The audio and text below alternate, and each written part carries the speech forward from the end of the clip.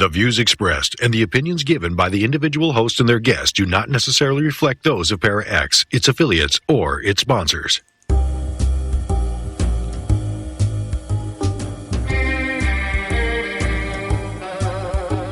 Step outside of your comfort zone.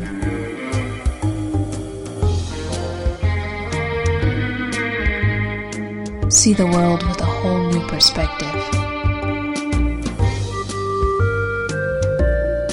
Join us and experience the unexplained on the Paranormal View. And welcome everybody right here to Paranormal View on the Para-X Radio Network. I want to thank everyone for being with us tonight.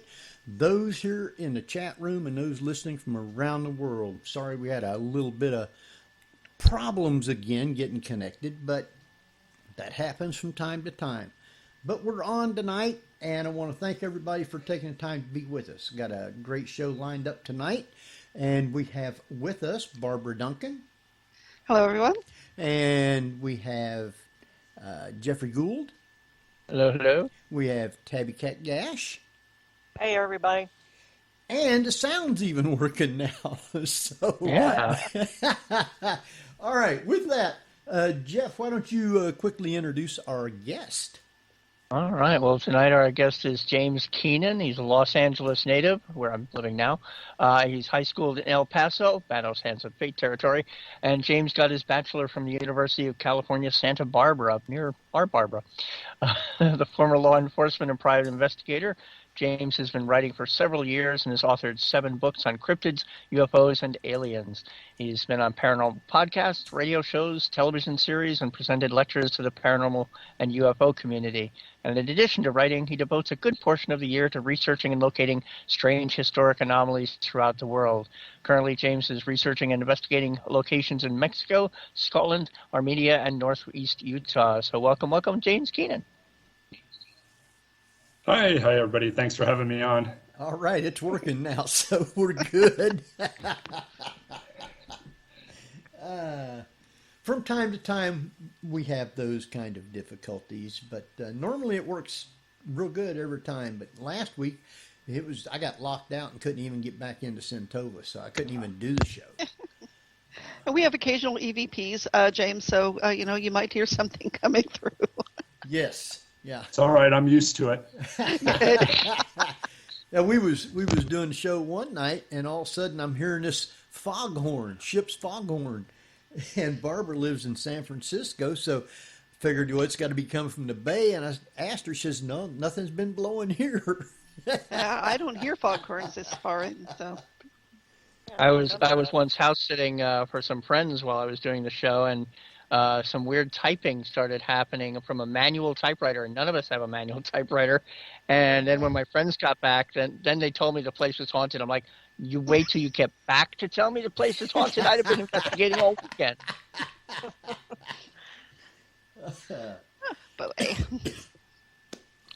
So, Skinwalker Ranch, you're on the show there. What is it that you actually do? Sure. So no matter where I'm at, what I do is I take in a lot of technology.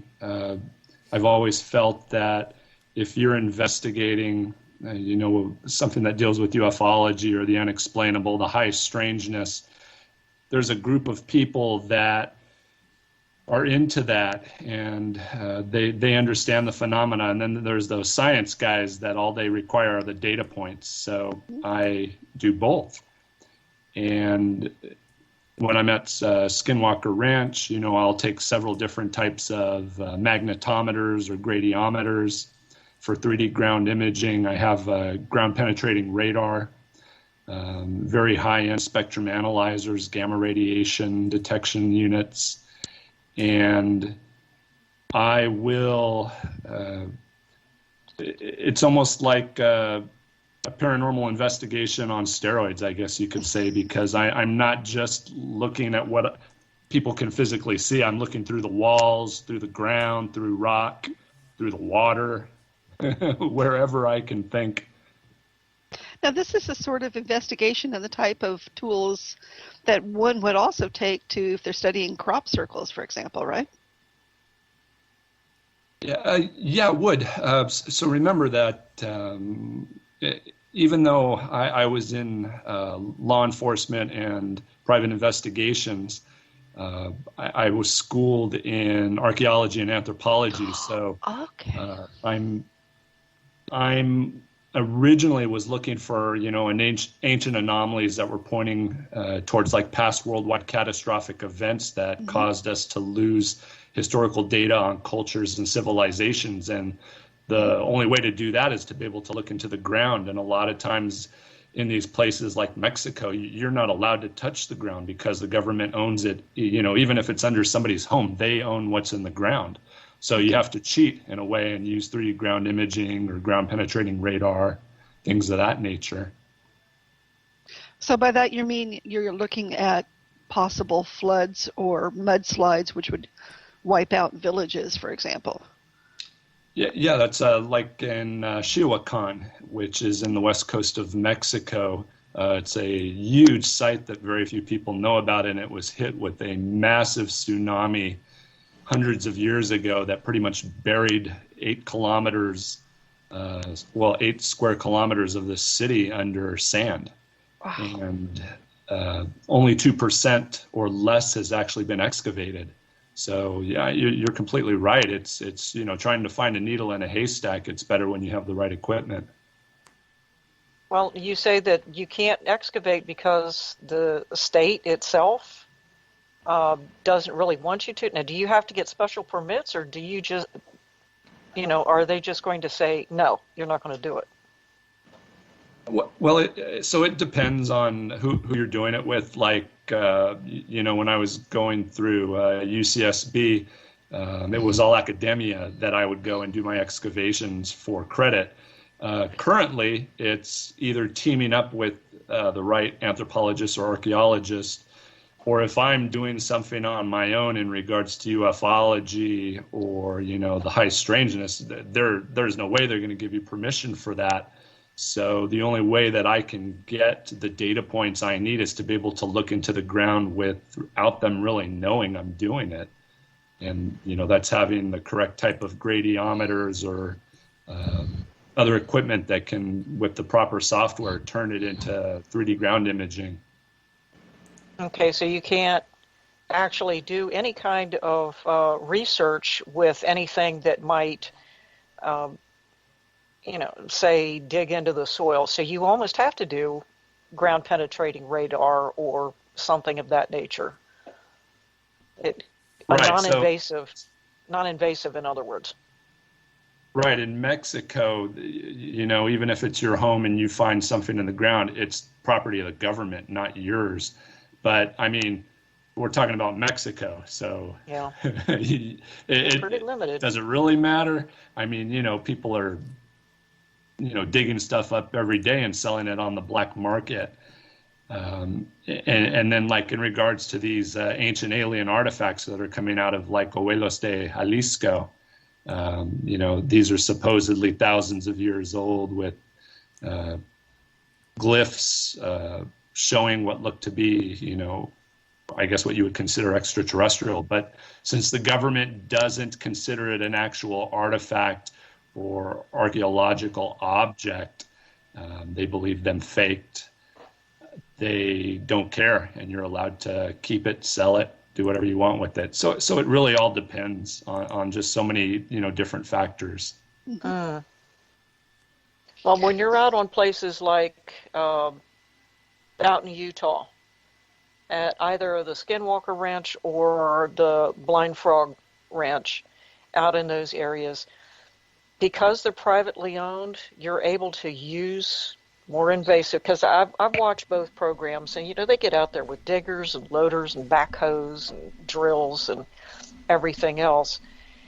The non-invasive things, such as ground penetrating radar and so forth, that you use, is that probably a little more effective to use before they go digging out there? Because a lot of people do that. They start digging first before looking underneath the soil. So would you say that that's probably more effective before they go digging up, a square block of Earth just to find something? Yeah, and that's exactly what you would do is you'd bring in these magnetometers, ground penetrating radar, and you would, look into the ground, get initial readings, initial scans, give you a better idea of where to dig. And like you said, in Utah, it's private property. You can dig wherever you want. There's limitations, obviously, like on Blind Frog Ranch, because there are creeks running through the property that deal with the Army Corps of Engineers and the state of Utah. There are certain points even on private property that you cannot dig or alter due to that, but the rest is fair game if you own it.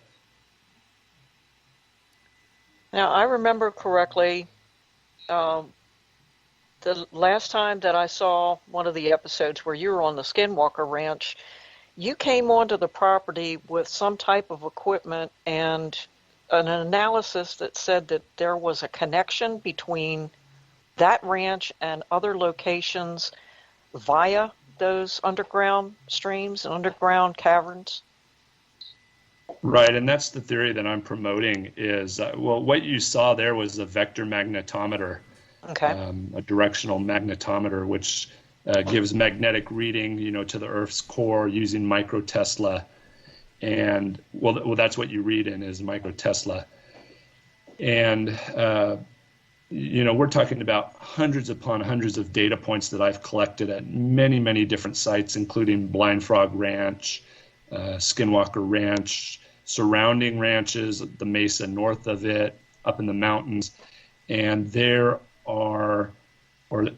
is this huge cavern, void, tunnel system running throughout the Uinta Basin and the mountains.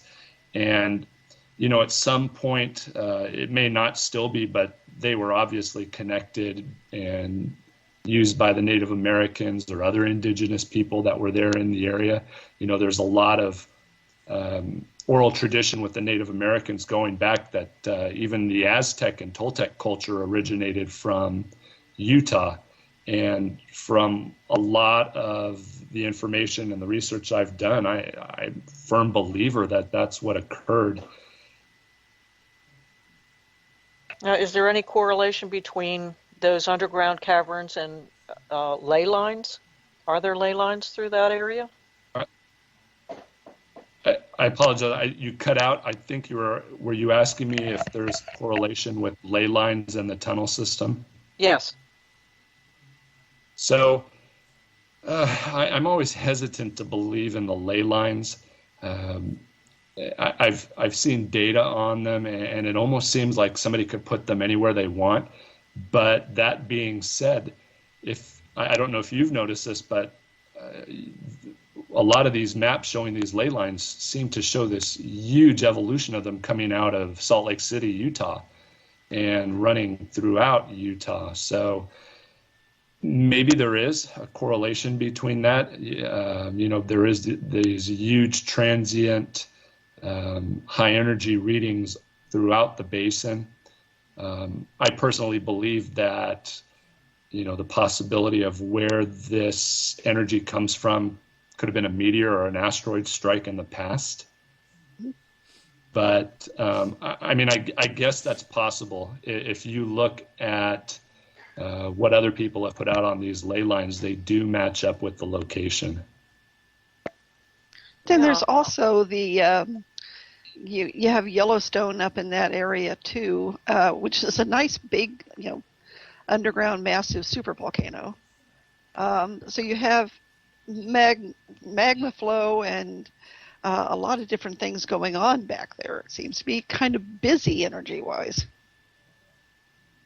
Agreed. There's just you got to remember that the ancient the Eocene Lake Uinta used to be there, and this covered part of Colorado and a part of Utah. That's how big it was. It was 1,000 feet deep, and if a meteor or asteroid struck during that time, it could have helped in covering it up.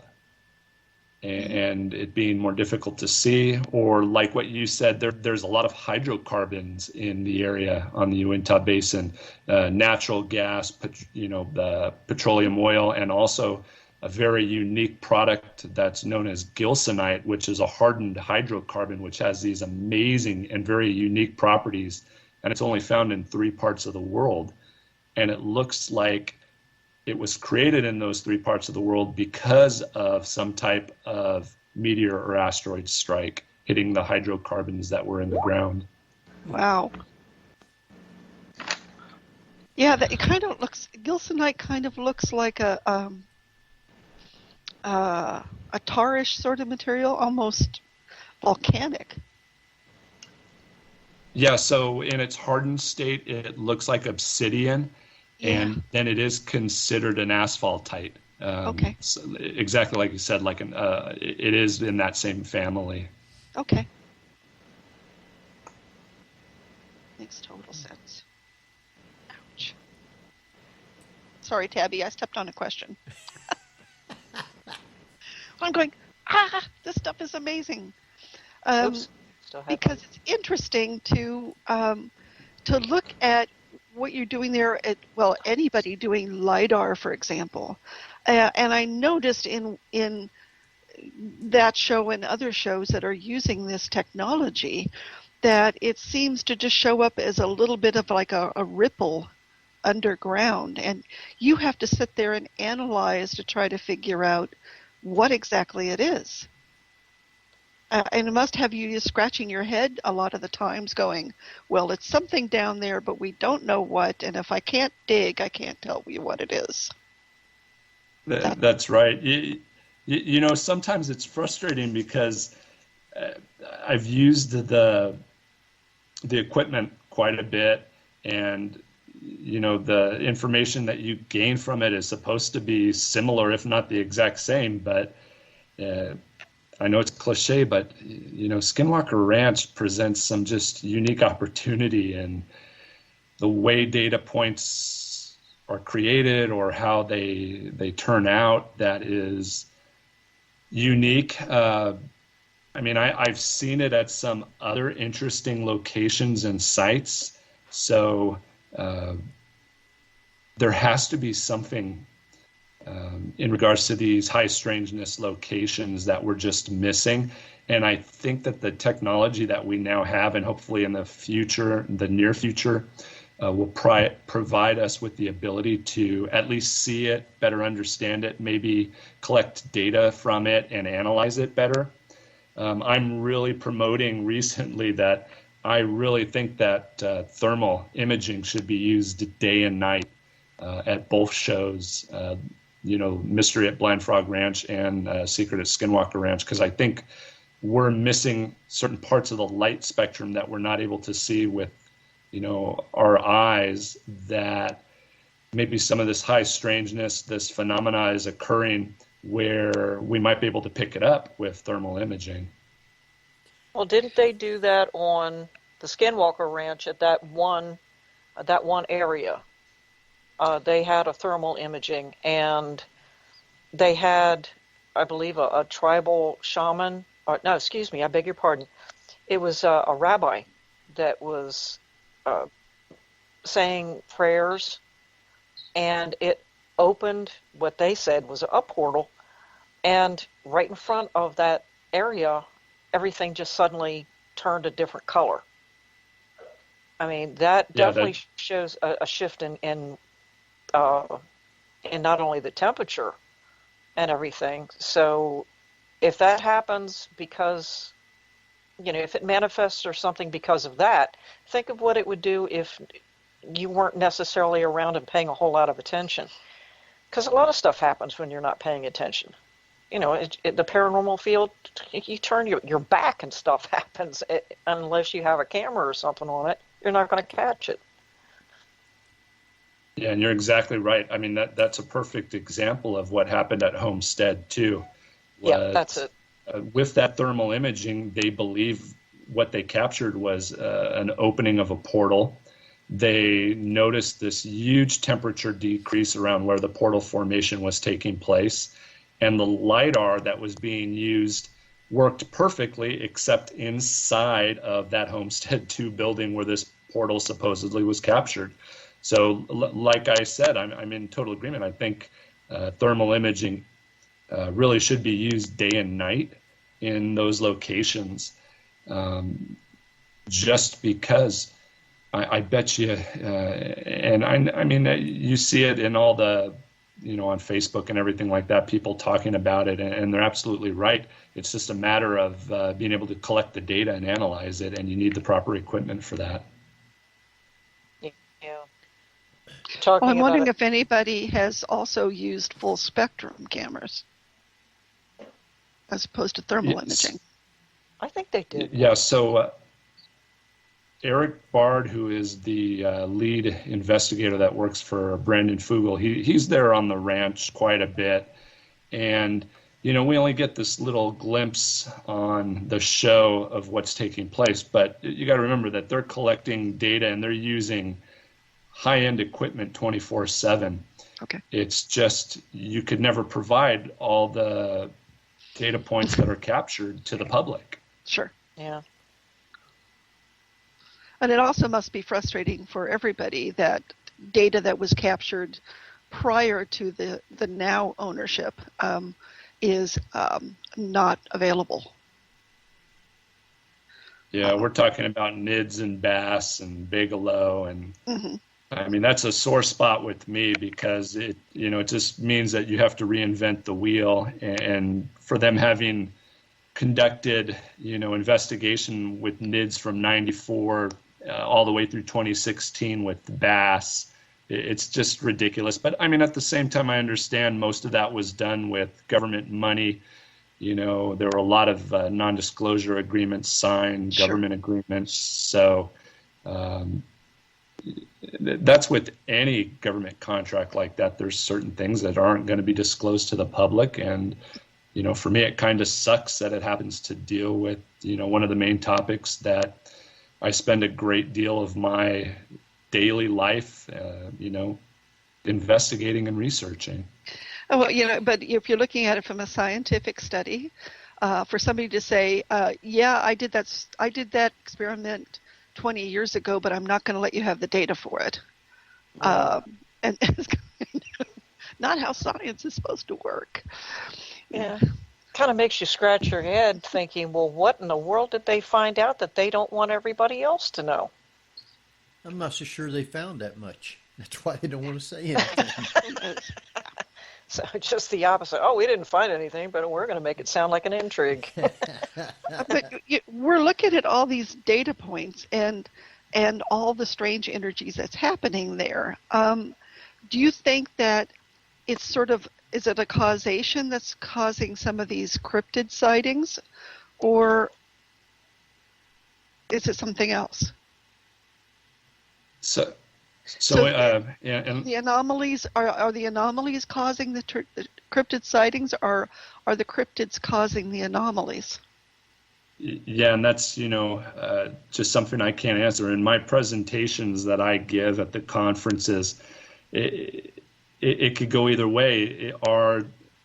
Is this high strangeness and all this phenomena attracted to the energy, or are they causing the energy? Mm-hmm.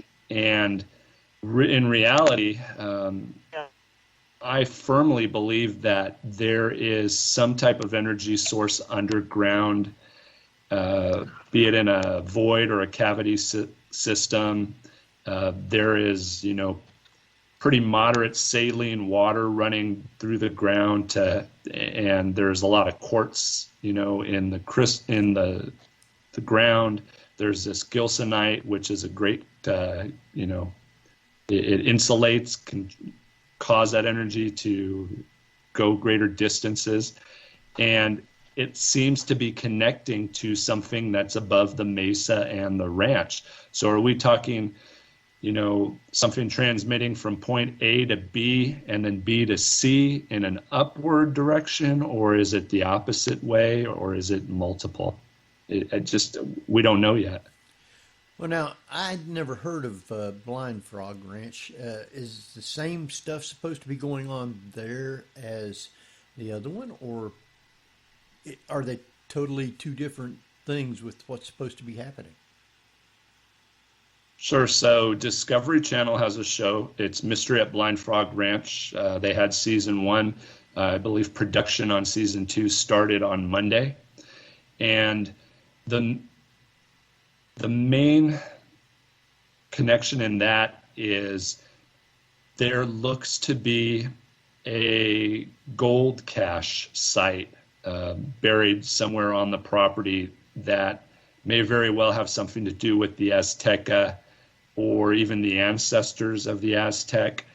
And it even looks, from the research I've done, that we're looking at two different things. We're looking at a cache mine, meaning where all this gold that's already been processed has been placed, and then this origination point that's called Karshinab, which may very well have been a place where the ancestors went to survive a major catastrophic event. And it was solid gold or other precious metals with it. And as that population increased, they had to keep removing the ore from Karshinab and placing it into this other location. And so they're focusing in on this gold hunt. Dwayne Ollinger, who is the owner of the ranch, believes that it's a cache mine, that they're going to find bullion, but there also seems to be a lot of mines where gold ore can be mined as well, from the beginning to be smelted, to be processed. But at the same time, there are these auras of this blue light that come up out of the ground. Supposedly, people have supposedly been healed of some pretty big ailments in the pond that is there. They've located an underground void or cavern system that's completely filled with water. And Dwayne is just recently at the Laughlin UFO Mega Conference in June last month. He discussed how there were 9 UFOs that showed up over a hillside. They were cloaked in like this cloud, like a cloud cloaking device, and that there was a blue dirt that they found when they dug 75 feet down that created ball lightning phenomenon, lit up the hillside in this blue aura. And he's stating that, the UFOs were attracted to this, and there also seems to be this United Galactic Federation that has been in contact with him as well. And it was really an interesting presentation that he gave, just to show that, the Uintah Basin and the Uintah Mountains is just this area of high strangeness, and there's so many moving pieces, not just with the ufology involved and the paranormal, but also with this ancient history that may very well be below our feet there. Well, the ancient history that you're referring to, especially on places like Skinwalker Ranch, with the Ute Indian, they are the ones that, aren't they pretty much the only ones in the area that have the Skinwalker legend, or however way you want to put it, but it's within their belief system. And that the Skinwalker Ranch itself is having so much activity on it, not just UFOs, but cattle mutilations and things like that. But when it comes to the actual skinwalkers, I have been reading an awful lot, and I certainly, have read your last 2 books, where there might be a connection between the skinwalkers and these possible energy portals. And all the readings and everything that they're getting off of both ranches, especially Skinwalker, that's where a lot of this comes into play, that the Skinwalkers are not necessarily part of our dimension, but of another, that have come out of a portal. Is that something that you have run across an awful lot in your research? So the Yinald-Lushi are the skinwalkers. They're Navajo, Dene. Oh, Navajo. And what occurred, or supposedly the way that the mythology or the oral tradition goes, is that the Ute kicked the Navajo out. And you have to remember that the Navajo and the Apache are fairly new to the area. They came down from the north. The tribes that make up and the bands that make up the Ute have been there for a while, at least longer than the Navajo. And when the Navajo came in, they fought, and the Ute made them leave. It was during the course of war. And supposedly the Navajo cursed the Ute with the skinwalker, the Yinald-Lushi, which are these supposed medicine men that have gone bad. They practice adishgash and sympathetic magic. And what they do, or how they do it, if it just depends on who you talk to in the Native American community, whether that be from interdimensional realms or other world, how they get their power of being able to shapeshift, or if they're able to go in and out of portals. But over the course of the last year, I've also brought up the point that, what if we're talking about a secret society of Native Americans that are mimicking or using this skinwalker as a way of providing cover for whatever they're protecting below ground, whether that be an energy source or this Karshanab. And what is there? Is it technology? Is it a natural phenomena? And when we're discussing the portals that are occurring, and you have to remember that when we're talking about portals, you even have people like Colonel Alexander saying that what is occurring at Skinwalker Ranch are portals. So is this a gateway that we've lost sight of how it's used based on a catastrophic event in the past, or just lost historical data, which the Native Americans have never lost? Their oral tradition, they just have passed it down differently. Instead of writing it down, it's been from, by word of mouth. Right. And yeah, I've recently changed my perspective, and I really do believe this is a group of Native Americans that are in some type of secret society that are protecting something that they know about, and they're using the skinwalker because, think about it. When the sun goes down and you're on the Uinta Basin, if you're by yourself and you've heard anything about this, any little movement or an animal that runs by, what do you immediately start thinking about? Sure. I'm going to think of a coyote. I'd probably be more likely to be afraid of a coyote than anything else. Yeah, I don't know how you feel about Carlos Castaneda, but he also had theories about these types of portals, and these types of shamans who would do things along this same sort of line, right? I apologize. You cut out there for a moment. Oh, sorry. Because we're talking about, I don't know how you feel about Carlos Castaneda, but he also had that same sort of theory, I think, with the idea of portals and these sorcerers being able to slip in and out of them. Yeah, if we're talking about, something that we're just not yet aware of or we've forgotten,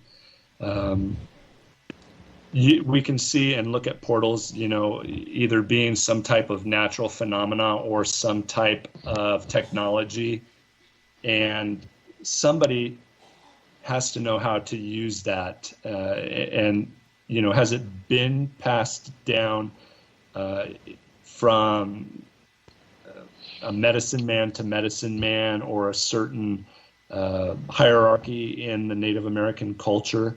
I think that's a possibility. And I think that, the energy that is there at the ranch and at other parts of the Uinta Basin, I think it could all easily be tied in, as possible causation of a portal system. I mean, I guess it's very possible. Sure. None of those traditions are written down. All of them are passed down orally, right? So you could have people who figured out how to use that, let's call it a transportation system or a portal system, and simply pass it on to certain people. I think that does make sense. Yeah, and it's interesting too, in the petroglyphs and pictographs that are there on the Uinta Basin, you're talking about most of them, a majority of them are from three ancient cultures. There are some more recent by the Navajo and the Ute and some other bands, but you're talking about the Fremont, the Barrier Canyon style, and a third group that anthropologists really know nothing about, so they've labeled them unknown culture because they really haven't found any living sites with artifacts to be able to give them a name. Really? And, oh yeah. And when you look at this, we're talking about probably anywhere from 800 years ago, which would have been the Fremont, all the way back to thousands of years, maybe 8,000 years ago with Barrier Canyon. And in these petroglyphs, it's really interesting because there looks to be a number or a math system involved that is very similar to the Maya, of lines and circles. And when you add them up, they come up to some interesting data points, especially if you look at the anthropomorphic creatures that are around them. You also, in Barrier Canyon style, which is there on the basin and south through all of southern Utah, you see these anthropomorphic creatures that are very, very large. Some of them are 9-10 feet tall on the rock art. They seem to be hovering above the ground. They look to have technology all around on their person. Some have 3 digits on their hand instead of the normal 5 or 4 or 6. And it makes you really wonder if we're talking about an ancient species of giants or artificial intelligence that they saw. They didn't know what it was, or maybe they did, but that was their way of historically putting it down for future posterity, was in the rock art. And it's just very interesting. When you go to these sites, it's not something you see everywhere else in regards to other rock art or from other tribes or cultures. That's true. I remember other First Nation cultures that do have giant mythology. And I know it's indicative of North America, and I guess if you want to include Goliath, parts of the Middle East as well. Are you finding that in anything that you're doing, say, in Mexico? Yep, 100%. So my big push is the giants were everywhere. I can prove it. I have collected so much research, so much data, not just from oral tradition or interviews, but from codices that remain, which are very few. Those are the books from the Mesoamerican cultures, from petroglyphs, pictographs, artifacts, site locations. The giants were everywhere. Even the Navajo talk about the Starnock, which were these giants that were miners, and they enslaved the Native Americans, the other people around them, to work in these mines. And what's interesting is they used technology that made sound. So are we talking about pneumatic, electric? Was it vibrational? And you got to wonder too, like at places like Karshanab at Blind Frog Ranch, are we talking about giants having, survived, been considered gods by the other indigenous people?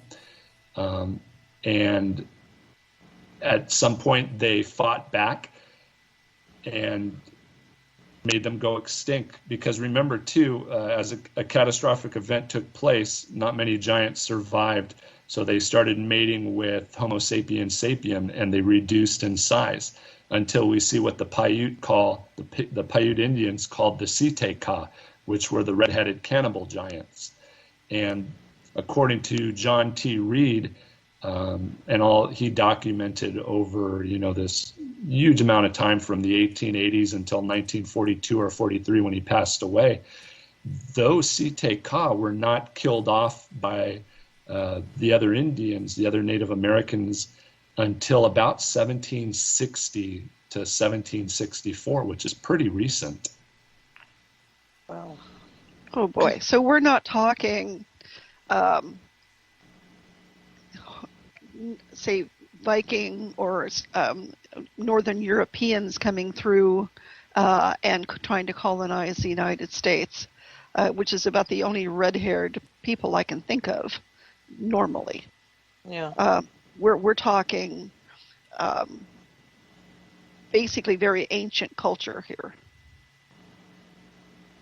Absolutely. And when you look at when you look at the rock art, it almost looks like these men or these people of great stature were coming through what looked to be portals. And it's interesting because when you look at the latitude location of the Uinta Basin, it lines up perfect to the T with the island of Sardinia. And guess what Sardinia is very famous for? Giants. Yeah. The Nuragic culture, which lived on Sardinia 5,000-6,000 years ago, they were considered a Bronze Age culture. They said that the giants, were there before them. They dominated the world. Towards the end, when they started populating more and more, it was the decline of this great stature species.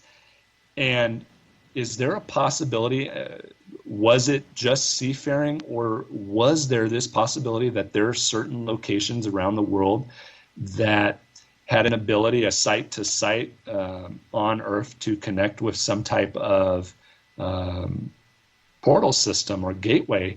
And are these areas that have these anomalies of these magnetic anomalies or these high electromagnetic anomalies or gravitational issues that we're seeing at certain locations? And I just find that very interesting that, like on the Uinta Basin, you have these gravitational issues, electromagnetic field issues, magnetic issues. Well, I mean, you would probably need something like that for a portal system. So what kind of distance is there between the Blind Frog Ranch and Skinwalker Ranch? The two are 21 miles apart. So if you're at Blind Frog Ranch, you have to drive 21 miles northeast. Blind Frog Ranch is right at the base where the Uinta Basin turns into the Uinta Mountains in La Pointe, Utah.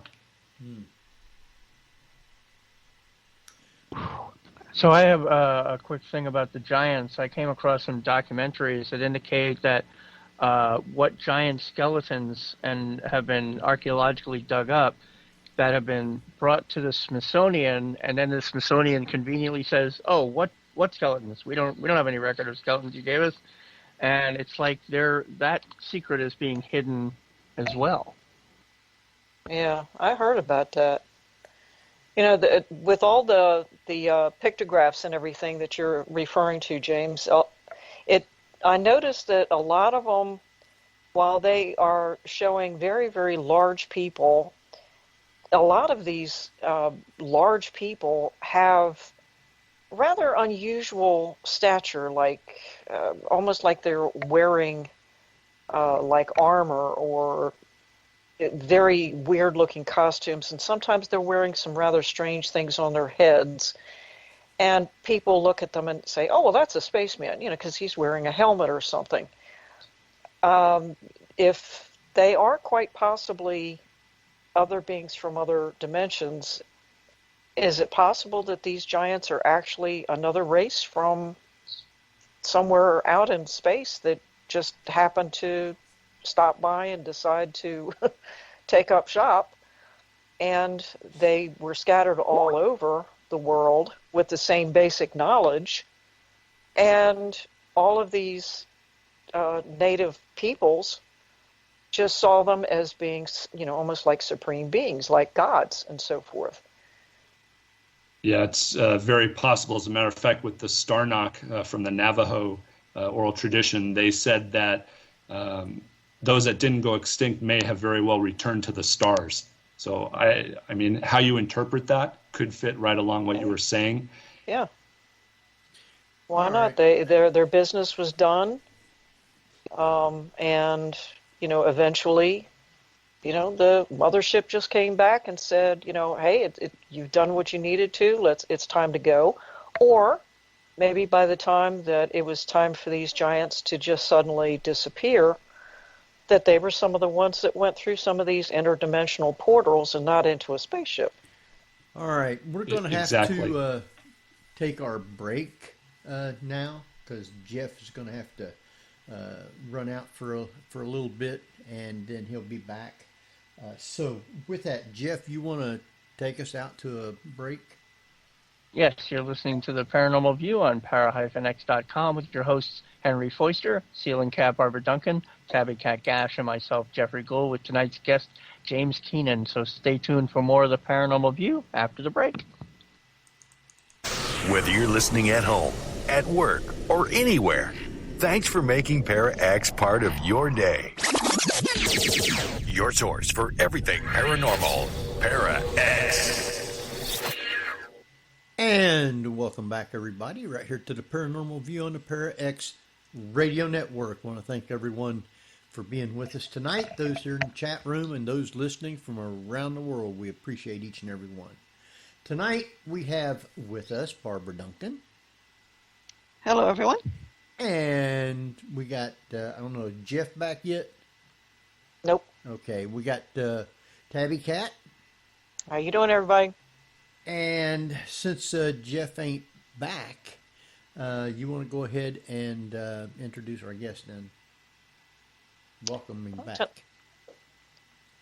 Yes, tonight our very special guest is James Keenan, and we are currently talking with him about all the various different anomalies and mysteries on the Skinwalker Ranch and the Blind Frog Ranch. Well, welcome back. Thanks. All right. And I just put on my Kindle list, Shoplifting in a Paranormal Zone. I can't wait to read that one.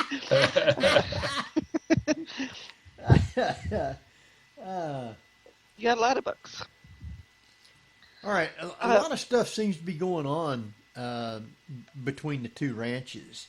And is a lot of it similar or totally two different things going on? That's a good question. And from what I'm doing on Blind Frog Ranch is more of the historical data based on the possibility of there being Mesoamerican connections, specifically Toltec and Azteca. I'm more interested in that aspect up there in regards to the underground cavern systems, the cavities, the voids, and this location that I believe is known as Karshanab, which I personally believe is where the ancients survived an ancient catastrophic event and rose up out of the ground at some point. And this became more of a shrine that's being protected. I believe there is a cache system of gold there that not just the Spaniards pulled from, but the Mexicans and then the Mormons.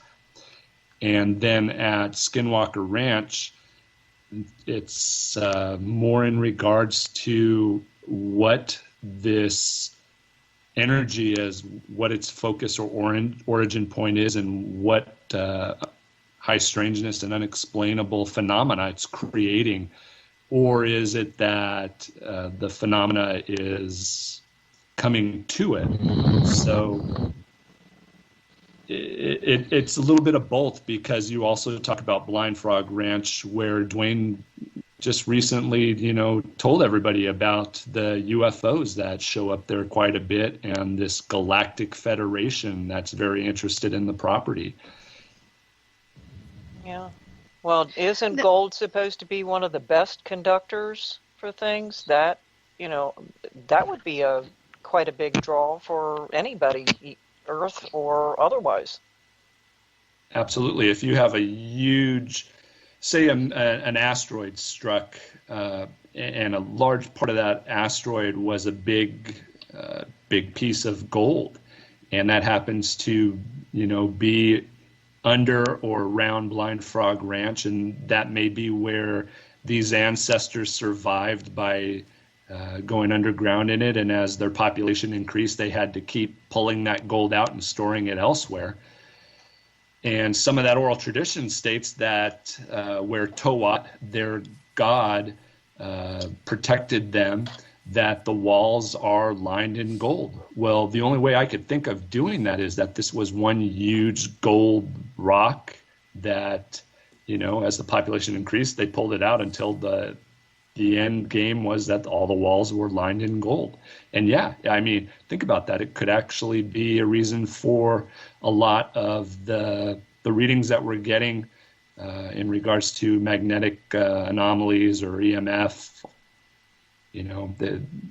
I don't know if it would deal as much with the RF, the radio frequency issues, but I mean, having a lot of metals could play into that as well. Yeah, but gold isn't magnetic, so what else? I mean, I don't know much about metallurgy, but do we also find platinum in asteroid content? What we're finding, there's high volumes of platinum in certain locations on the ranch, but what we're also finding is iridium. And when I'm talking a lot of iridium, when you consider the standard amount of iridium in a piece of the ground that you pick up is 1/1000th part per million. Mm-hmm. In a meteorite that has iridium, we usually find 4.5 to 6 parts per million. On the samples that I took from Blind Frog Ranch at 3 locations, I was coming up with the XRF gun between 10 and 60 parts per million. Well, oh, man. It's huge. Yep. And if you watched the show, they found, they sampled a part of, I believe it was from the 75-foot hole they drilled, and it came up 870,000 parts per million. Oh my God. So what is that really used for? Iridium is a very rare metal used in all types of industry.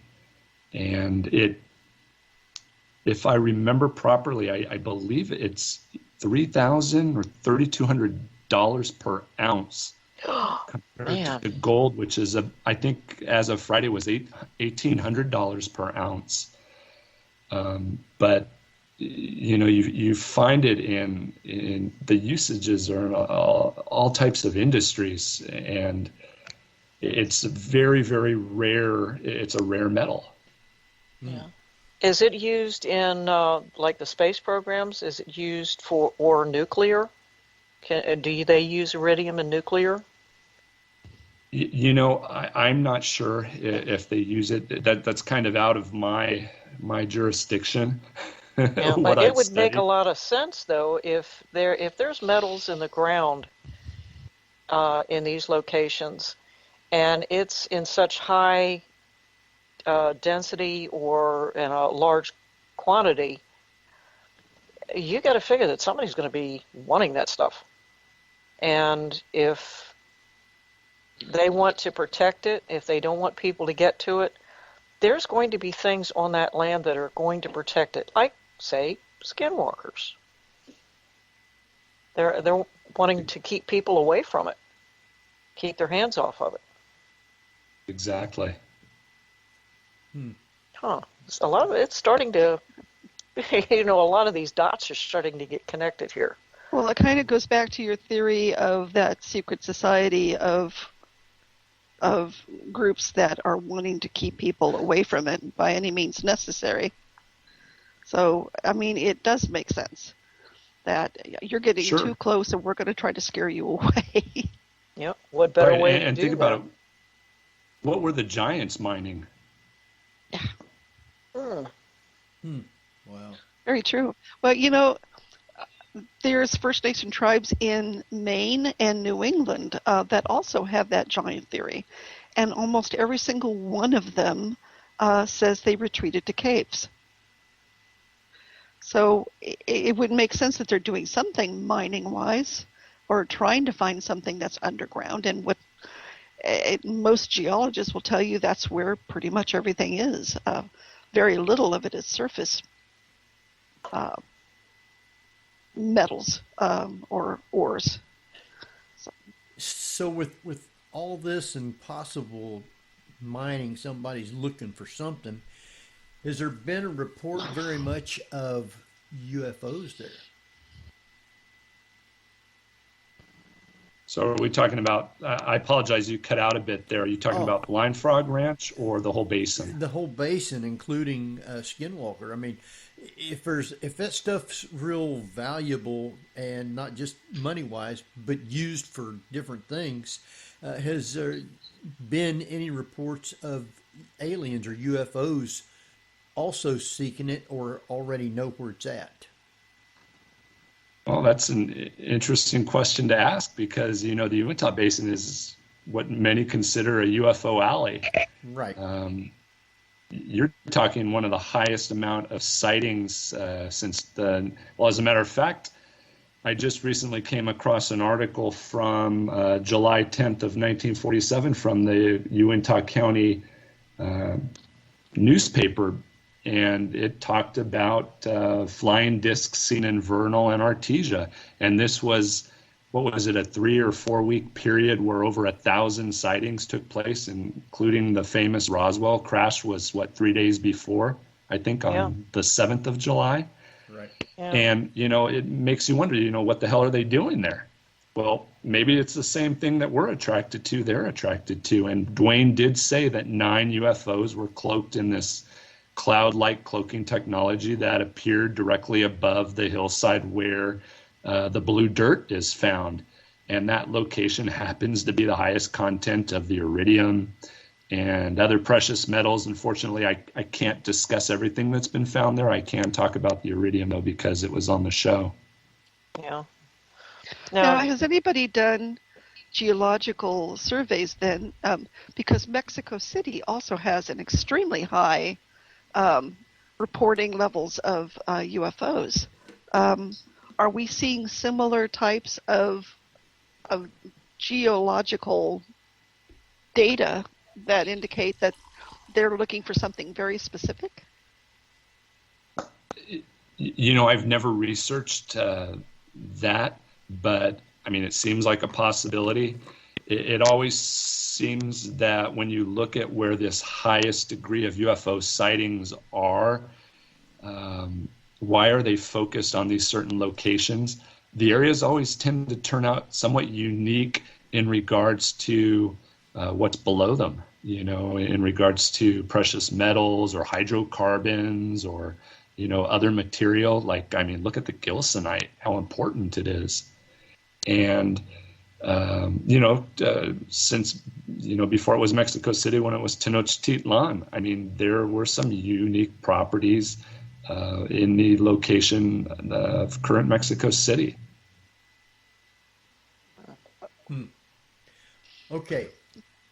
Since you've been to Skinwalker and over to Blind Frog, have you ever seen any UFOs there in those areas? I have not, no. Now, 16 miles east of Skinwalker Ranch, there is an abandoned NASA site.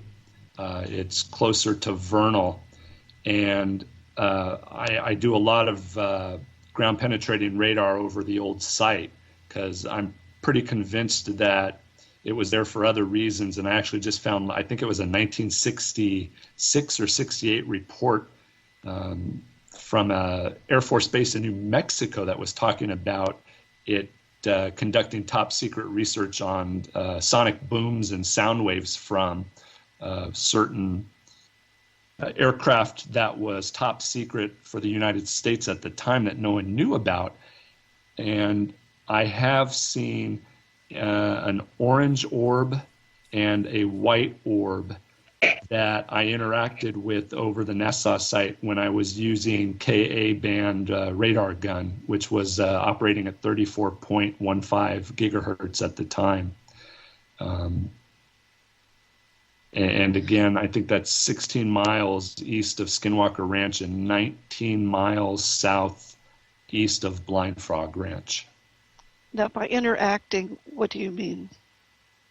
Sure. So I wanted to test and see if these objects were solid objects, if they would have a surface that radar could, bounce off of. Okay. And I'm with a law enforcement background.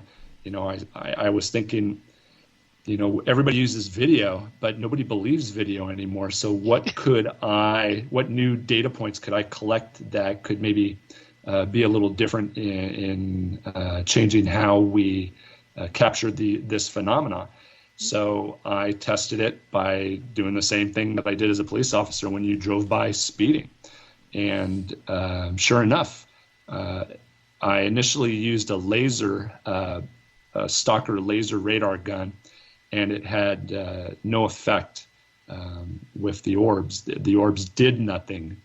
And then when I changed over to a Ka band, that's a 34.15 gigahertz microwave frequency, the moment I clicked it on, I had it on pop, which is a way that it keeps from being able to be monitored. So if you have a radar detector and the officer's trying to be a little tricky, he'll have it on pop and it instantly turns off and on, so it's harder for the detector to pick it up.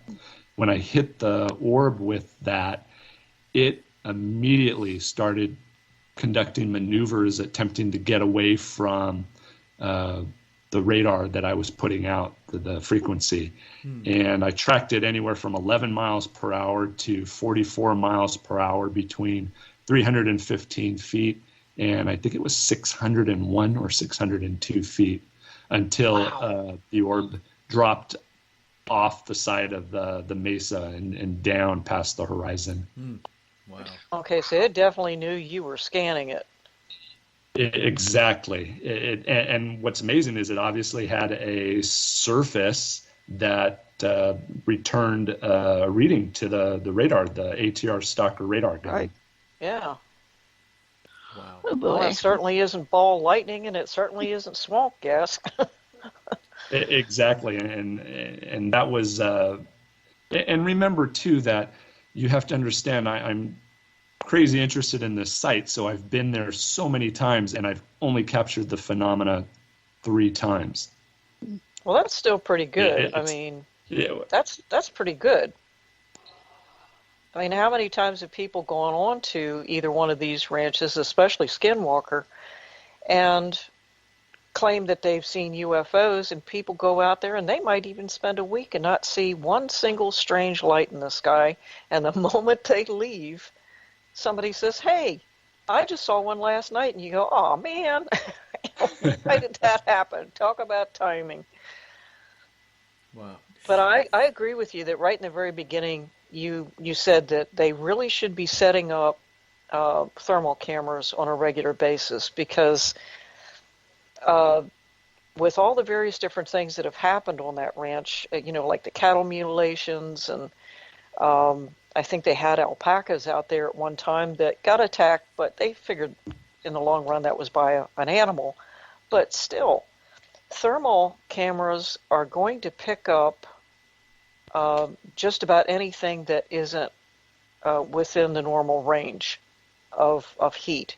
Because, being out in the desert, it's the surrounding rocks and anything else that is going to hold on to heat are going to retain that heat for a period of time. And then once it starts cooling off, then the temperature is going to kind of level out, and then you're going to see the normal critters that come out, the coyotes and anything else that might be out there. And certainly even though Skinwalker has people that go out there with guns, I don't know if they do it at night or not, but they try to keep, a lot of people off of the area for a lot of obvious reasons. But if anybody is getting onto that ranch and doing something on the ranch, that thermal is going to pick them up, and it's going to be noticeable what it is.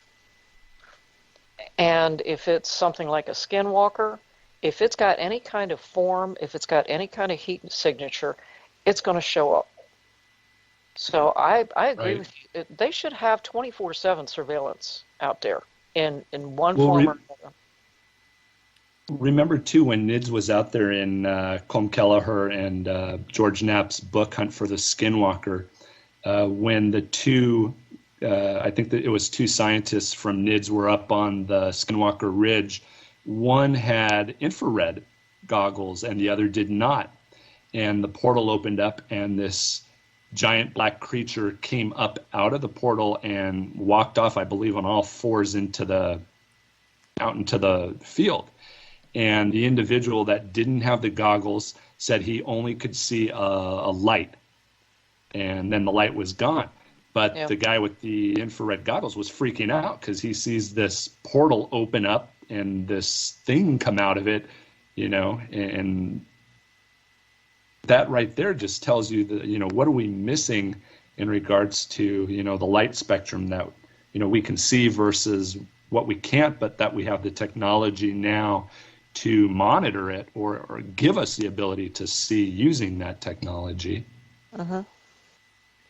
I mean, even within the paranormal field, Henry knows this, Barbara knows it, and Jeff knows it. We all know this, that if you're conducting an investigation, especially outdoors, you have to rule out the possibility that there's something natural around you. So if you have either night vision or the thermal imaging, in order to rule out the possibility that that's just plain wildlife that's making that noise, walking around or cracking a branch or something, you've got to rule that out because, like you said, you go off into a location with a preconceived notion that it's either haunted or it's got some sort of cryptid or whatever on it. Every time you hear something snap or crackle or move, what are you going to think of? That's the first thing. And using one of those two things, thermal or night vision, is going to rule out the possibility that it's not just a natural wildlife phenomenon. Exactly. Of course, my thoughts always go to foxes, especially when there are screams. That's the most hideous thing I've ever heard in my life. Sounds like a woman being murdered. Yeah. Well, as I recall, most of the people that are on the ranch now lived in the area most of their lives, so they pretty much know most of the natural sounds that are out there, including all the critters. So if they're starting to say, I don't recognize that noise, I'd be more than welcome to listen to them. I want to talk a little bit about the geology of the area. I mean, it is a basin, and it seems to me that a lot of it, do you think, could be like it's acting like a parabolic dish? And it's generating... Yes. Generating? Very much so. And how it gained that shape, I think it's two possibilities, either from the Eocene Lake Uinta or a large asteroid's impact. Huh. Wow. And there's no volcanic geology around there, right? Other than none that Yellowstone. I'm aware of, there is a quaternary fault line just to the west that has rarely been examined, and it's well past due, they believe, for a quake. I do believe that the faults in the area have played a big part in the fissures and the cavern systems. You know, I think at some point in the past, these caverns were completely connected for 20 to 25 miles northeast, and then, west to east, and then north to south. I believe they've played a part in opening and at the same time collapsing parts of it. You know, the volcanic activity is very close northward. We're talking about, you know, like you said, a mega-sized volcano. Wow. But also, I know, well, if you're from Southern California, you're aware of the earthquake faults that are down there. And they've discovered the earthquake lights, the sort of like light anomalies that appear right before a major earthquake. And now I'm wondering if that also might play into it, that there's some sort of seismic release of, not gases, but certainly some sort of magnetic energy that could be released prior to an earthquake going off.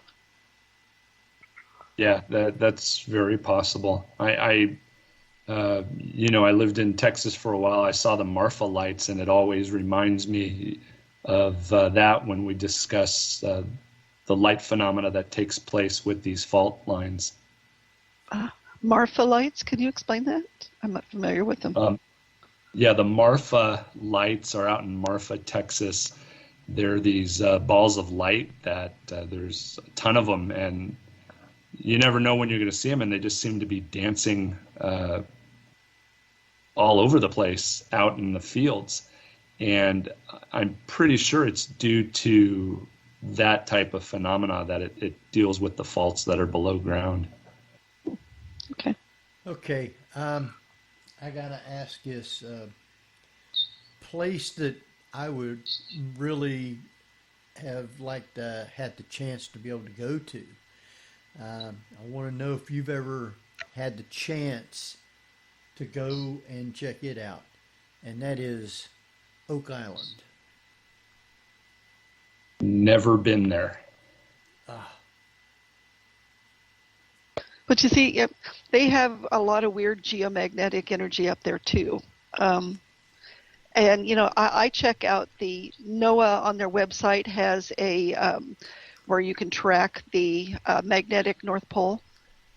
And it's interesting for Skinwalker Ranch too, because it shows you the magnetic lines, the dipoles, whatever, that go and dip around the North Pole, the magnetic North Pole. And it's fascinating to see how much that plays into a lot of the activity. You know, we're used to animals acting different right before a thunderstorm or an earthquake.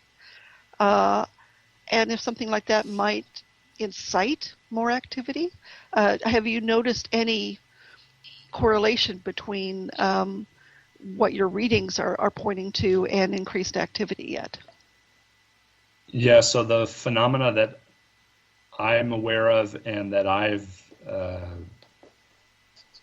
monitored during a thunderstorm or more intense weather, it is more prevalent to show itself.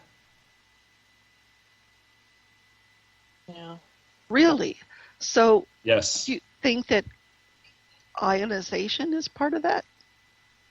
I don't know. It's really interesting. So I collected 4 data points. They were with the magnetometer, and what this was just a spot on the surface. And I took several hundred data points, and the standard field reading, so the average microtesla is, say, 48 microtesla for the area on and around Skinwalker Ranch.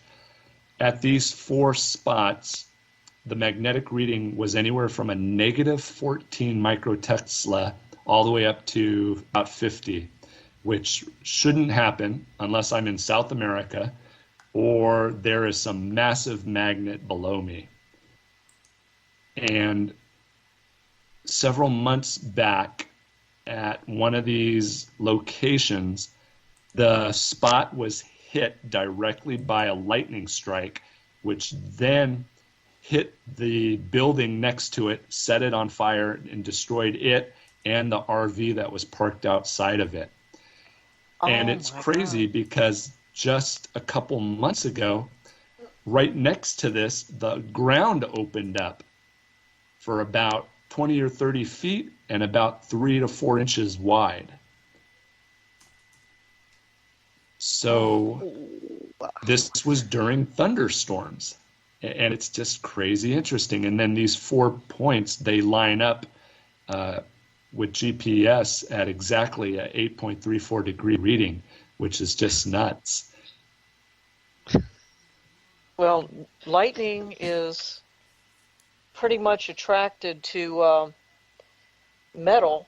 You know, that's the reason I stay away from metal during a thunderstorm and everything.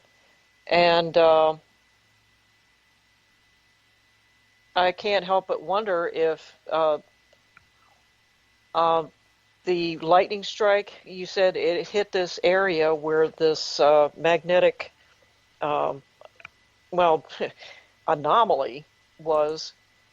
If there is something with a great deal of metal in the ground, wouldn't that have attracted that lightning strike? Yeah, that's a great question. Very good possibility. And it's just nuts because if you see the spot, it's right on it. And it makes me wonder, because we get these transient readings, are we looking at some type of technology that's moving underground that's made of metal? And is it going through this caverns or voids that are underground? Huh. And I had a question before on a different group that is it possible that electrostatic buildup could occur with some of the metals that are below? Yeah, I believe it's possible. And again, you're talking about the Uintah Basin, especially this location of the basin, just seems to have this right combination of everything. You know, conductivity, piezoelectric energy, these high magnetic levels, and then these great insulators available. So are we channeling the energy? I think that's a great possibility. Interesting. Huh. Now, with your work in Mexico, is it along the same lines of looking for correlations with UFOs and these cryptos phenomena?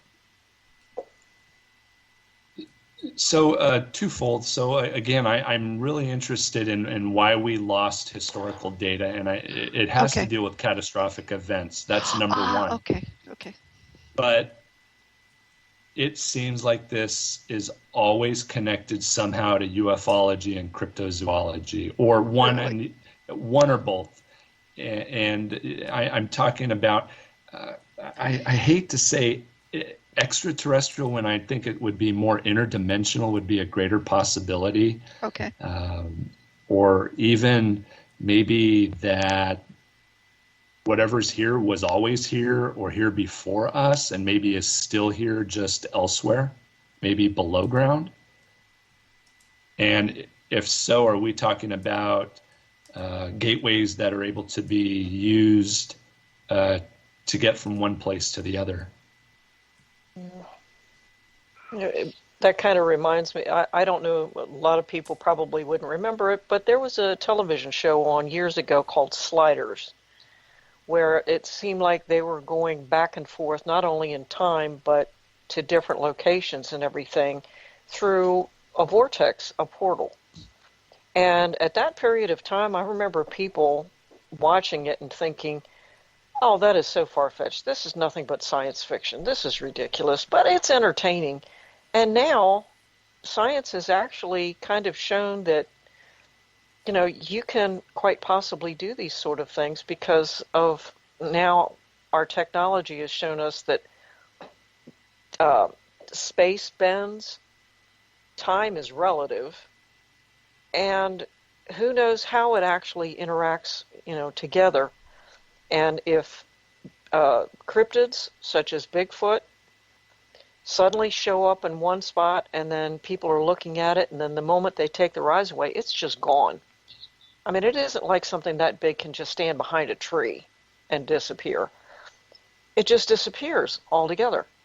And so a lot of people seem to think, well, it's an interdimensional being that somehow or another, it knows where all these portals are in their own territory, and they're able to just kind of get to one. And that's why first they're there, then they're not. I mean, that just is not physically possible, even for something like a bear or something, to just disappear all of a sudden. You see it lumber off. But Bigfoot, it's there, people look away, and it's gone. And there's no way that it could have gotten away that fast.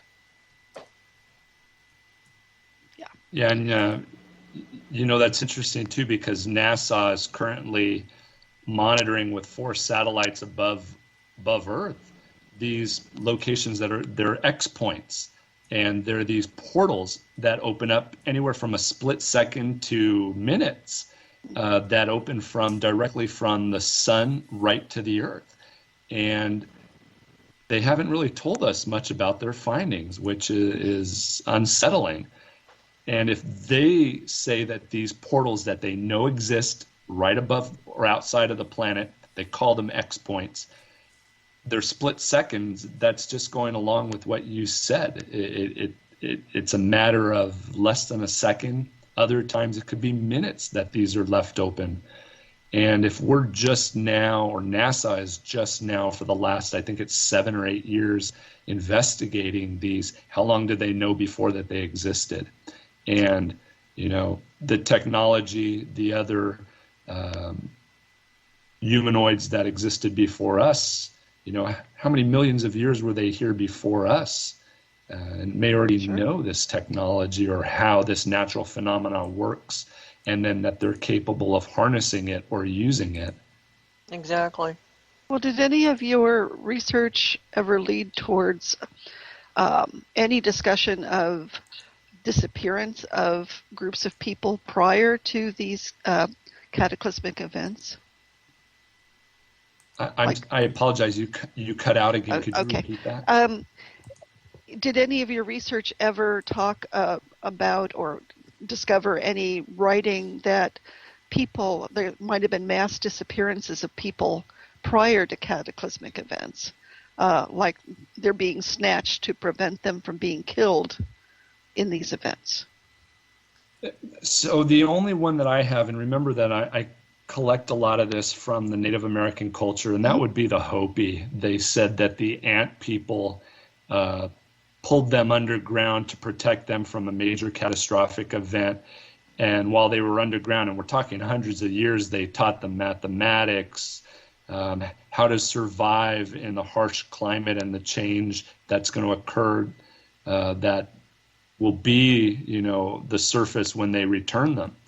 So in regards to that, there it is. I mean, the Hopi discussed that specifically. And, being from Western culture, we dismiss it. We think that this is just mythology. But I think, when you talk about the indigenous people or the Native Americans, I think they have it right and we have it wrong. This is oral tradition. It's not mythology. This is their history. And academia, for good reason, refuses to believe it because they get paid off of refusing to believe it. And I can understand that if, it affects my job, my income, my living, how to support my family. I get that. But as we advance, and society and civilization grows, we have to be more open to the fact that, the science of yesterday was magic. So today, what we consider magic, what we consider today as science, people 100 years from now are going to think, that we were crazy. Yeah. You've mentioned a word a couple of times that included the name Tesla. And Nikola Tesla, was probably one of the most unfortunate but most influential in the scientific world, most unrecognized except for the car nowadays, unfortunately. But if he had lived, if he hadn't had a lot of his ideas taken from him and put into other uses, the fact that Tesla was able to at least produce certain electrical impulses, the Tesla coil, he would have come up with Wi-Fi long before it did. And the fact that he was also involved in the Philadelphia experiment.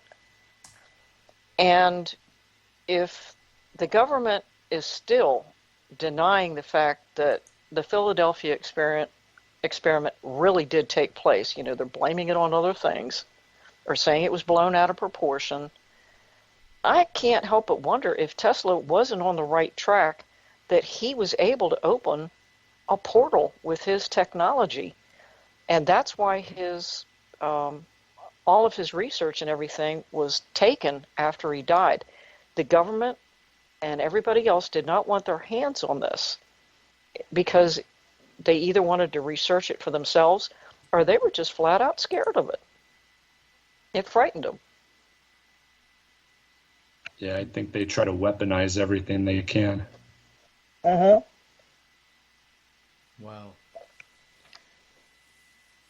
Could you imagine Tesla at Skinwalker Ranch? I think that would be he'd have a ball.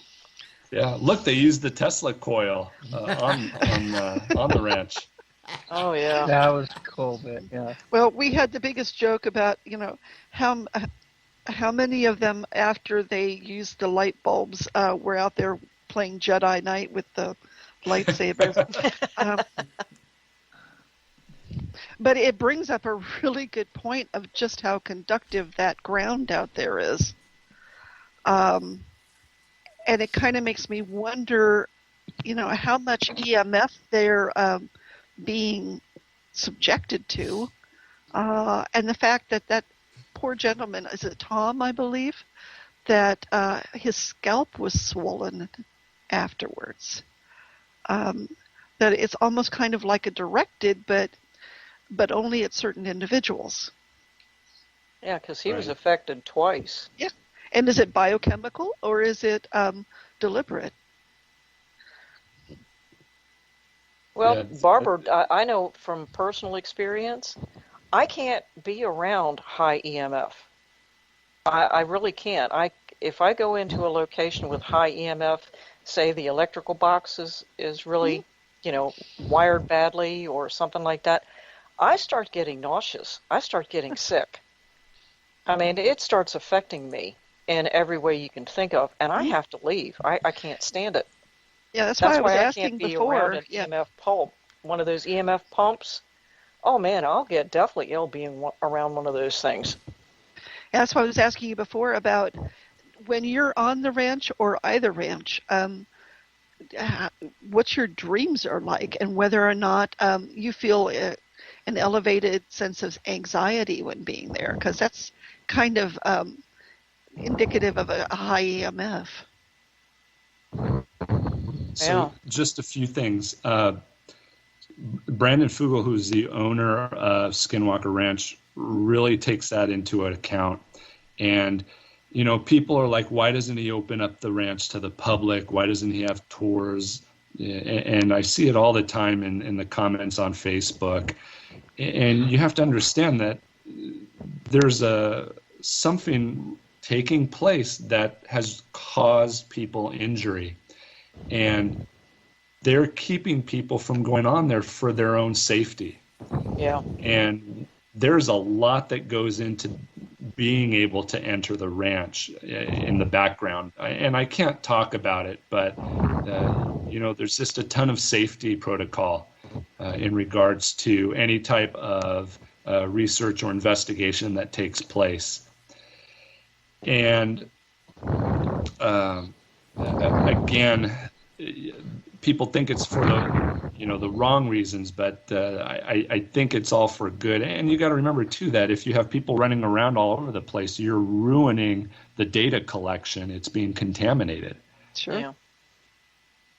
So, and then in regards to the ranches, Skinwalker Ranch has a lot of times you have this negative feel to it, where when you're at Blind Frog Ranch, it's the total opposite. You just feel great.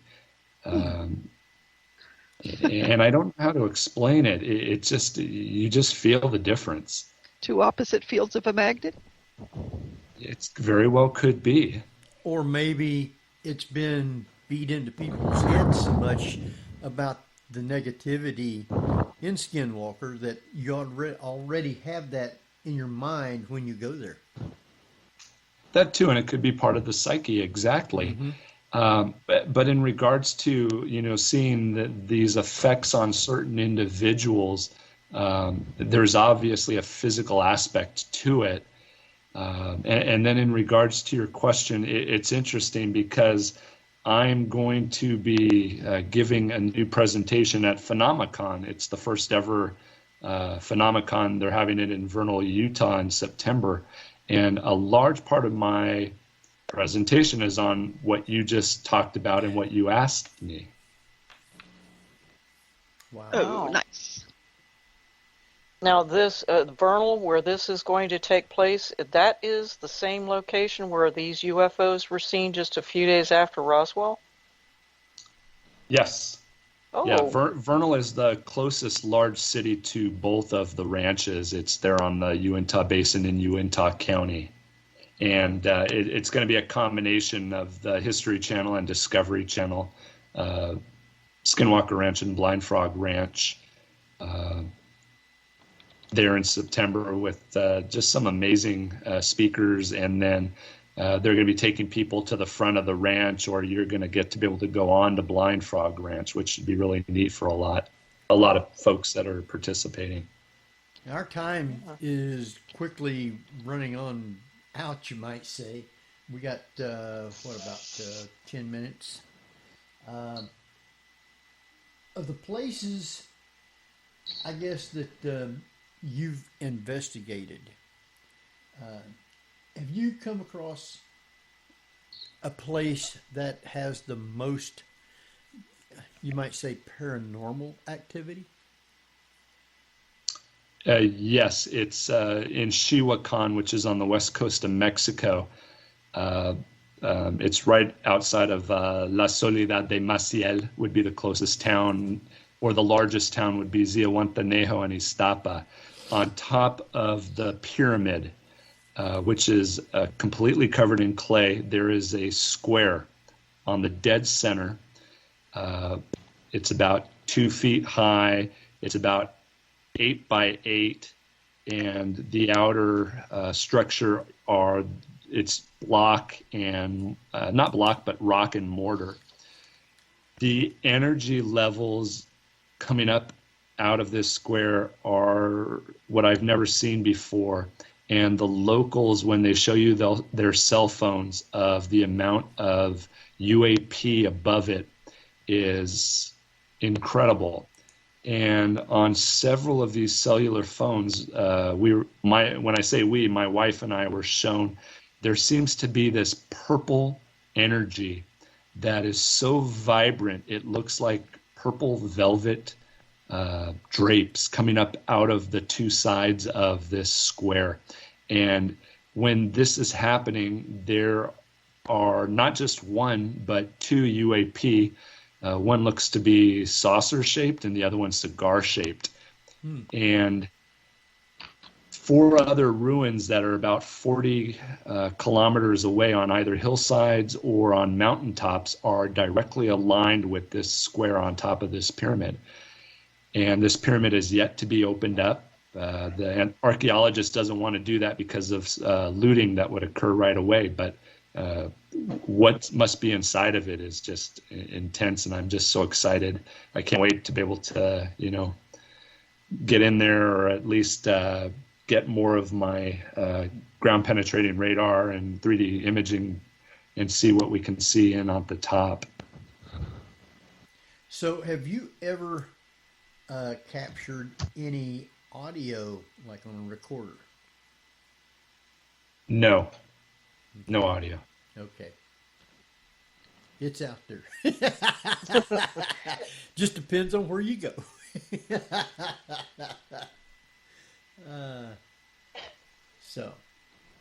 Well, these pyramids, it's fascinating. Do you know how much of it's still left underground? So it's been, the outside has been uncovered, and they say it's over 3,000 years old, but it's a lot older than that, and it's completely covered in a clay that is perfect. Nothing's touched it except for when the archaeologist decided to use explosives to remove the dirt and debris. He damaged parts of it, but so far only 2 steps have been uncovered leading into it. Wow. So I couldn't even tell you how many steps it would take. There's probably another 60 to 80 until you're inside, based upon, the outside perimeter of the pyramid. And unfortunately, it's just out in the middle of nowhere, and there's very little money to excavate, yet alone have security. And then it's Mexico, so security would probably be the one doing the most looting. So it's just it's a hairy situation in order to be able to move on the project. Wow. Is there any place that you would like to go to do some of your investigating that you haven't been? Yeah, there's gosh, I pull out a laundry list for you. I've done a lot of work lately in Scotland. So Scotland and Ireland. So I'd like to continue with the cairns further north that I haven't been to yet, to document all the glyphs and artifacts, and do more GPR around them to show, the academia there if they've missed anything. Because a lot of these were excavated, 100, 200 years ago. And you didn't have that technology available then. So, just like what's happening in Turkey with all this being found underground, I'm sure it's still there. Yeah. It's just a matter of getting out there with a permit and a shovel and a whole lot of sunscreen. Exactly.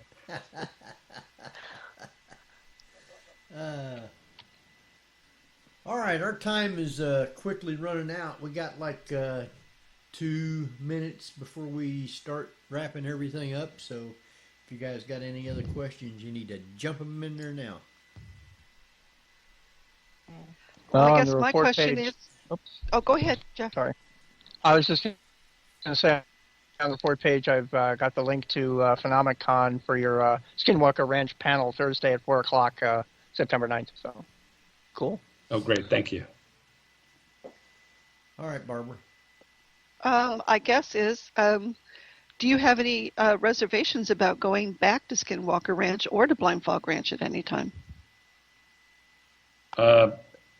As much opportunity as I can get to be out there and use the equipment, I'll take it. Okay. So you're not afraid of it, is what I guess. You don't have any reservation about going out there. Okay. No, I always see the unexplainable, or if you call it paranormal, as just something to figure out until it becomes science or the normal. Yeah. Personally, even though it's a fascinating topic to the Skinwalker Ranch, personally, I don't want to go out there. Like I said, I have a problem with high EMF. I also have a very, very big and very respect for Native American beliefs and their customs and so forth, and I will not mess with anything like that, skinwalkers of any nature. I just don't want to have anything to do with it. And also, I'm not real crazy about heat, bugs, snakes, and ticks. No, not happening. So I won't be going out there. I'll watch it on TV, and I'll hear it from you next time you're a guest. There you go. All right. I guess we got like 3 minutes, and I guess we can kind of like start getting ready to close. I want you to give out all your information where people can follow you and find you. And then I want you to hold on till after we're off, and then we'll talk to you a little bit and thank you. Sure. So you can find a little bit about me and my author page and the books at amazon.com/author/James Keenan. I'm also on Facebook as James Keenan, or Dark Shadows and Catastrophe, which is the name of my first book. I will be appearing at Phenomicon in Vernal, Utah, September the 9th through the 11th, and giving a presentation that's really going to go into a lot of the data that was asked earlier about what's occurring in regards to the energy. Is it being directed, or individuals being targeted? And then I will also be in LA at the LAX Hilton for the Conscious Life Expo, September the 17th through the 19th. And I'm going to be with Caroline Corey doing Ancient Secrets and Earth Mysteries. All right. You got a full plate. Yeah. Wow. Pretty excited to get the info out. Yeah. All right. I'm glad it finally is starting to get out there. I mean, that's one thing I love about the show is before it was so secretive, and there's a lot more openness with Brandon Fugel and his operation, it seems. Uh-huh. Yeah, Brandon, he gets kudos from me. I mean, just the level of professionalism that he went out and got the best people. Eric Bard, people fail to realize he's a physicist as well. He's not just a guy he picked off the street to run the research. The man's amazing. And, just the caliber of people. Brandon trusts them, and they're all good, and you can depend on them and what they say. They're not making it up for the camera. It's legitimately what they believe is happening. Awesome. All right, Tammy, who we got for next week? Well, next week our guest will be Rick McCallum, author, movie producer, stunt coordinator, and the author of Ghosts Believe in Me. So listen in as he tells us how he came to have the passion for paranormal investigation. All right. With that, it's time for us to run. I appreciate everybody listening tonight, and I want to thank everyone. So this is Henry Foister, Jeffrey Gould, Barbara Duncan, Cat Gash, and we will see you next week at the same time, hopefully. Good night, everybody.